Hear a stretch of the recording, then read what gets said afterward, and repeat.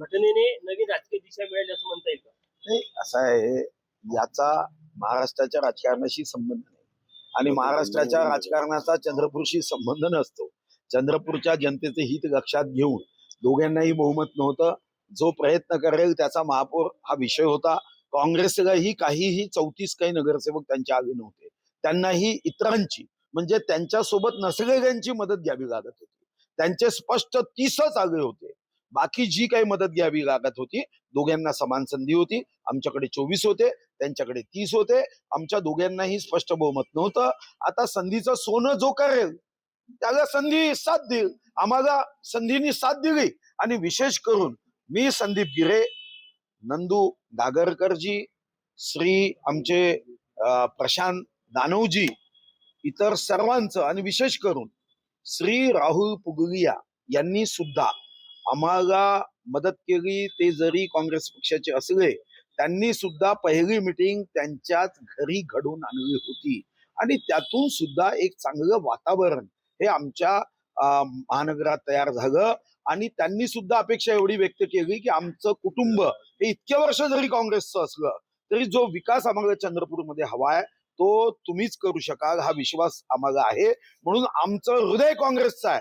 पण या महापौराच्या संदर्भातली मदत मात्र आम्ही तुम्हाला चंद्रपूरमध्ये तुमचे काल फ्लेक्स झळकले, चाणक्य, किंग मेकर, या सगळ्या याच्या मागे तुम्ही होते हे माहिती आहे नाही, प्रश्न चाणक्य किंवा किंग मेकर हा विषय नाही. कार्यकर्त्यांना आनंद होतो कारण कार्यकर्त्यांना हारी हुई बाजी जो जीतता है असं त्यांना वाटतं आणि म्हणून मग ते प्रेमाने लावतात. आणि तुम्हालाही माहित आहे की चंद्रपूर शहरामध्ये आता भाजपमध्ये सुद्धा 2 गट आहे आणि त्या गटामुळे अशा प्रसंगी आमच्या सोबतचे जे कार्यकर्ते असतात त्यांना हे वाटणं स्वाभाविक आहे.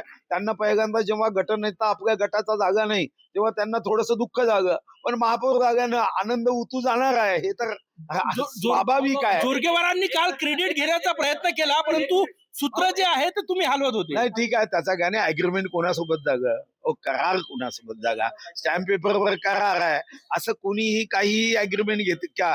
अग्रीमेंट कोणी केलं हे माहित असताना असं श्रेय घेण्याचा हास्यास्पद प्रयत्न कोणी केल्याने त्याचा फायदा होतो. एक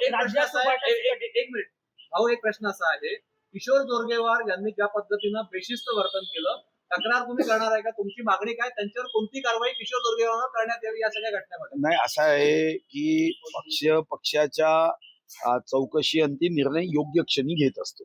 त्यांनी पहिला निर्णय केला की त्यांच्या गटाचा असणारा जो महानगराचा अध्यक्ष होता त्याला पदच्युत केलं. मला व्यक्तिगत रीतीने वाटते पक्ष प्रत्येक गोष्टीवर लक्ष ठेवून असतं आणि कधी काय करायचं हे पक्ष ठरवत असतो. आज नाही तर उद्या, उद्या नाही तर परवा. हे पार्टीला मला माहिती आहे कारण मी प्रदेश अध्यक्ष राहिलो आहे. योग्य क्षणी पक्ष म्हणून बेशिस्त अनुशासनहीनता वागणाऱ्या कार्यकर्त्यांवर आणि कितीही मोठा नेता असला तरी त्याच्यावर कारवाई ही निश्चित होते. आता ती 1 महिन्यानी व्हायची की 1 वर्षांनी व्हायची योग्य क्षणी ठरते. संजय राऊत असे म्हणाले की काँग्रेसमध्ये अंतर्गत गटबाजी होती त्यामुळे आमच्या स्थानिक नेत्यांनी भाजपसोबत जाण्याचा निर्णय. ही चांगली गोष्ट आहे. मी काँग्रेसलाही धन्यवाद देतो की त्यांनी अशा पद्धतीने गटबाजी केली, एकमेकावर आरोप प्रत्यारोप केले आणि त्यांचं लक्ष हे स्वतःच्या गटबाजीपेक्षा ते नेहमी आमच्या गटबाजीकडे लक्ष देऊन होते. त्यांच्या घरात कधी आग लागली हे लक्षातच आली नाही आणि आमच्या घरात अगरबत्ती पेटत होती त्यांना वाटली आग लागली, आग लागली, आग लागली, त्यांचं घर पेटून बसलं. राज्यात उभाटाची कट्टी असताना चंद्रपुरात मात्र घट्टी पाहायला मिळाली. काय चंद्रपुरात चालणार आहे का? कुठे कट्टी आहे? शेवटी तेही आमचे 25 वर्ष सत्तेत मित्र होते. त्यांनी 2019 मध्ये अशी वर्तणूक केली नसती आणि काँग्रेसमध्ये गेले नसते. आमची मैत्री 25 वर्ष होती ना. माझ्या माहितीप्रमाणे ही देशातली दीर्घकालीन मैत्री आहे. पण ठीक आहे, आमची मैत्री तुटू नये या दृष्टीने आणि स्वर्गीय हिंदू हृदय सम्राट बाळासाहेब ठाकरे यांच्या विचाराशी आमची जी काही वैचारिक बांधिलकी होती ती आजही आम्ही एकनाथ शिंदेजींच्या रूपाने आमची आजही कायम आहे. त्यामुळे आमची कट्टी आहे गट्टी आहे हा विषय नसून शेवटी स्थानिक स्तरावर काही निर्णय होत असतात. शहराच्या विकासाची जबाबदारी सर्वच पक्षांवर आहे. आमच्या कट्टीचा परिणाम हा शहराच्या विकासावर होणं हे कोण्याही पक्षाला आवडणार नाहीये. जे चांगले पक्ष आहे हो, हे अशक्य प्राय गोष्ट शक्य झाली. आता तुम्ही मुख्यमंत्र्यांची भेट घेणार आहात का? कारण की बाकीचे लोकही क्रेडिट घ्यायला जाऊ शकतात, तुम्ही जाणार आहात का? नाही, बाकी लोक गेले तरी महापौर गेलं पाहिजे. महापौराला जाऊ का गेलं ना क्रेडिट द्यायला. शेवटी महापौर कोणी केलाय महापौरांनी स्पष्ट शब्दात सांगितलं आहे. त्यामुळे कोणी क्रेडिट घ्यायला गेले त्याच्यावर आमचा काही आक्षेप नाही. दुसऱ्याच्या उत्तरपत्रिकेवर रोल नंबर टाकून मेरिट होण्याचा प्रयत्न केला तरी शेवटी तो एक दिवसाचा आनंद असतो. तुम्ही महापौरांना घेऊन जाणार आहे भाऊ? हा, महापौर उपमहापौर दोघेही उद्या माझ्यासोबत बसणार आहे. उद्या आम्ही पत्रकार परिषदेही येतो आहे. चंद्रपूरचा विकासाचा आराखडा करतोय आणि आमच्या सोबत संदीप गिरे, प्रशांत दानव आणि नंदू नागरकरजी हे तीन त्या ज्या पक्षाचे प्रमुख सूत्रधार होते हे तिघेही आमच्यासोबत बसणार आहे. महापौर उपमहापौर बसणार आहे याबद्दल वादच नाही. शेवटी उपमहापौराची ईश्वर चिठ्ठीमध्ये विजय व्हावा यासाठी आम्ही सुद्धा देवापाशी प्रार्थना केलीच ना. राहुल पुगलिया तुमच्या संपर्कात होते असं तुम्ही म्हणताय. उद्धव बाळासाहेब ठाकरे तुमच्या जवळ आलेले आहेत, तुमच्या जिल्ह्यातले. ये रिश्ता क्या कहलाता है? राहुल पुगलिया आणि उबाटा. नहीं, ये रिश्ता गाव के विकास के कारण कहलाता है. गावाचा विकास व्हावा, जनतेच्या हितासाठी जे नेते कोणत्याही पक्षात असेल आणि अशा संकट समयी, अशा अडचणीच्या समयी जेव्हा राजकारणामध्ये समस्या निर्माण होते तेव्हा अशा प्रसंगामध्ये आपल्याला अशा भूमिका घ्याव्या लागतात. चांगल्या कामासाठी, चांगल्या शहराच्या विकासासाठी ही भूमिका घेणं अयोग्य आहे असं मला वाटत नाही. आपणही लोकसभा आणि विधानसभेत पाहतो की कधी कधी पक्षाच्या बाहेर जाऊन एखाद्या देश हिताच्या विधेयकाला पाठिंबा देतात. काँग्रेसने पाठिंबा दिलाय.